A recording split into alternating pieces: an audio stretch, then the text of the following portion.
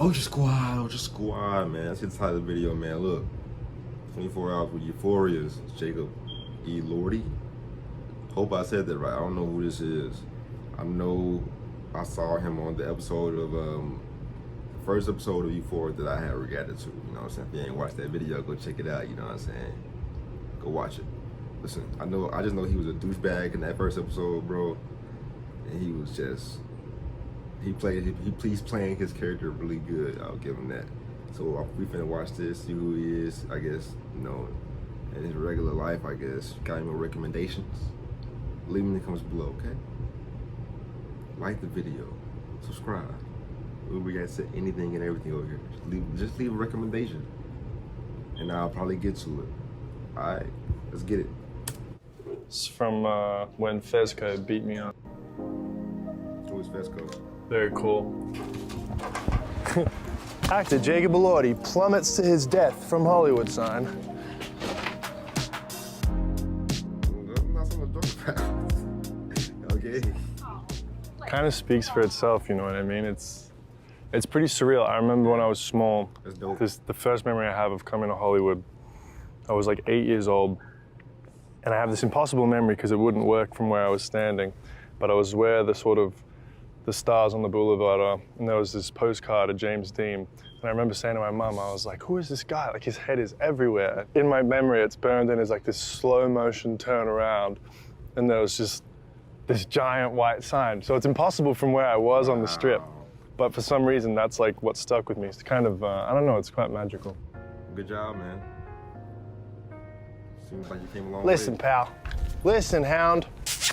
Hey, she's only a natural actress. She doesn't perform for the camera. Listen, I gotta be better. She's a Hollywood girl. She is. I've lived in LA, I think it must be close to 4 years now. I used to live in like a tiny apartment in the back of the valley. I would look down sort of over Hollywood and over the hills here, and I'd see these houses, and I'd be... Well, I saw how he said 40 years to the 4 years. I'm pretty sure he said 4 years. Unless he an alien or a mortal or something, right? like, man, who lives there? Like, who lives underneath the Hollywood sign? I was in acting school for about 6 months, and I was auditioning for projects and stuff like that, and then I sort of booked my first movie from those auditions, and then went and made that movie, and I was like, sweet, I'm set now. I'm gonna be the greatest actor that ever lived. And then it was like crickets. It was like 2 years of just, you know, going through the works, doing the pilot season stuff. It's just in and out of casting offices. So close, you're to this, you're to that, you're not this, you're not that, you're a terrible actor. And then, you know, now 4 years later, you know, I'm looking at it from the other side, and it's a pretty surreal experience, you know. I wouldn't say you're like one of the best actors I've seen in a while, but that little douchey role you played,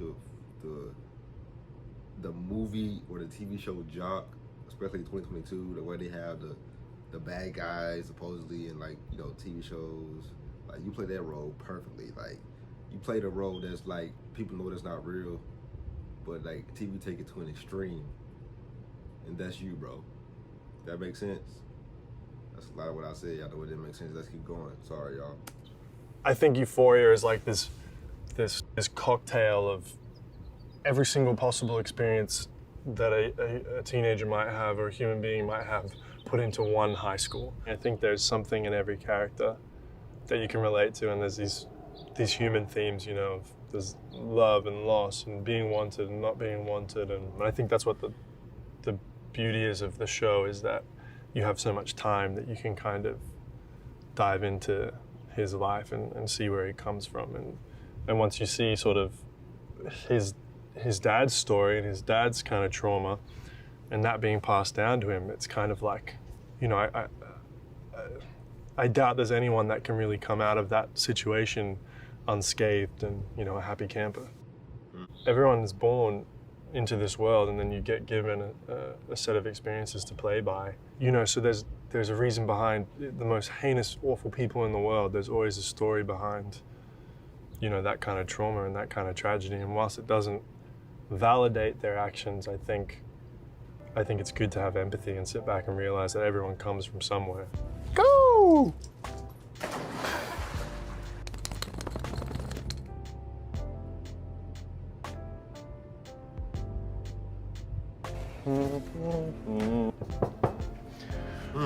I think I make a pretty mean cup of joe.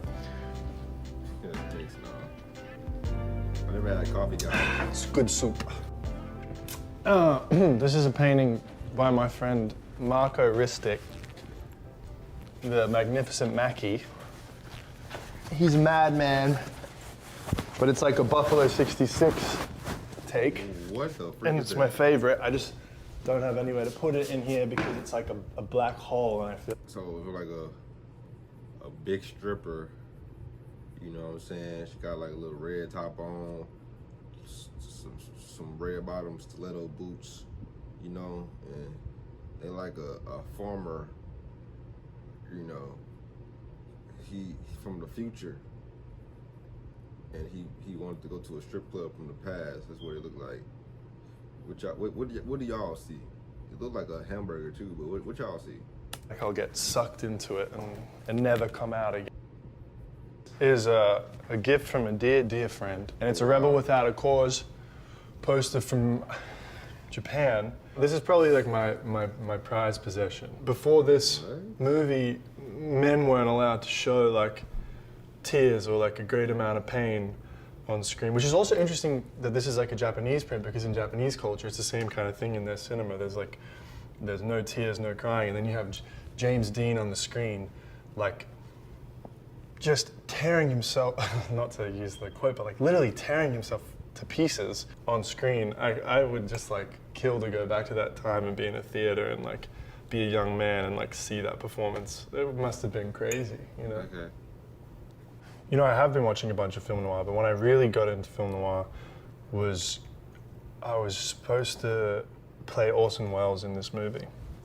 And I sort of started with his radio plays and stuff, but then kind of got into his pitches after Citizen Kane. And sort of the nature of them to me was just like so alluring, because you have these absurd, in-depth, crisscrossy plot lines and these kind of crazy masculine, like stoic characters, the greatest leading men of their time, like the biggest movie stars in these dark rooms, dreaming about this incredibly beautiful actress. Like it's the dark room, it's the cigarettes, the top hats, the old cars, the clipped sentences.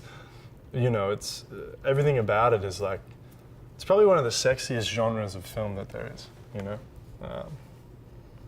I wish that I guess we still do kind of make them, but I would like to make like an original, like hardcore. Camera, why is y'all zooming in like it's finna be some weird other stuff, bro? Y'all, bro, I feel like they taking work. Oh my gosh, bro. Let's keep going, bro. Film noir picture, you know, that was the dream of mine for sure. Y'all acting weird.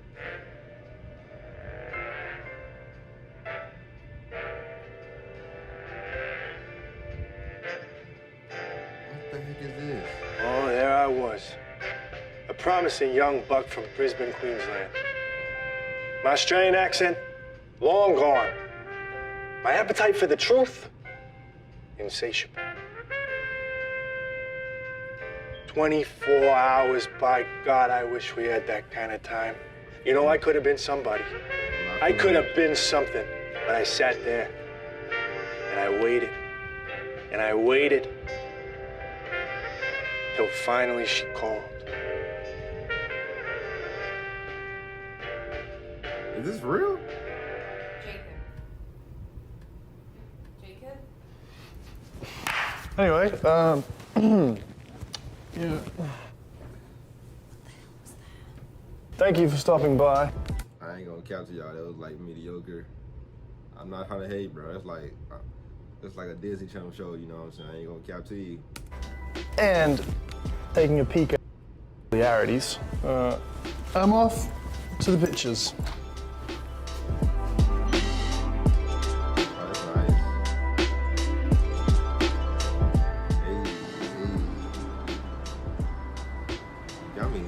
Hello. Hi, how How's are it ya? going? Good, how are you doing? Actually, yeah. We have kinda 3 cones. We have a waffle cone. Make here. It's what Yeah. you smell. That one. Thanks very much. Yeah. Appreciate ya. Alright. Yeah, I'm just taking a picture of these flowers. They just look really nice. What? We're on our way to the Los Feliz Theater, which is this nice little cute theater in Los Feliz, strangely enough. But it's one of my favorite places to watch movies in LA. Before the pandemic, I went almost every day, I would say, to go see a movie. Especially because when I first moved to LA, it was like I didn't know anybody, and it was just like this communal space where I could go and like, you know, the people in the movies were like my friends. Going to the cinema has always been kind of informed what the dream of being here was for me. When I was 11, I was in Coffs Harbour and I went with my dad to see Chris Nolan's The Dark Knight, and I think that was the first time I remember watching Heath Ledger. And when he's like, "How about a magic trick?" and he slammed that guy's head into the pencil and the pencil disappeared, I was like, that's what I want to do. Whatever that is, that's what I want to do. Strangely enough, I've been here for 4 or 5 years now, and because of this kind of terrifying new digital age, I've only ever really made things that are on like streamers or on television, and I haven't really made like a movie yet. And I think every time I go to the theater, it's hard to not sit there and be like, that's what I want to do that. Thanks so much for spending the day with me. I'm gonna go and see a movie now. Jaywalking. Jaywalker. Hey, nah, for real. I was just saying. Hey, nah, for real, though, no, I was just like, he's like a real cool guy, you know what I'm saying? Hey, man, if you got any more recommendations of anything else he's like added in or whatever, man, recommend it. You know, I might be open to look and see about it, you know what I'm saying? Make sure you like, subscribe. I'm out.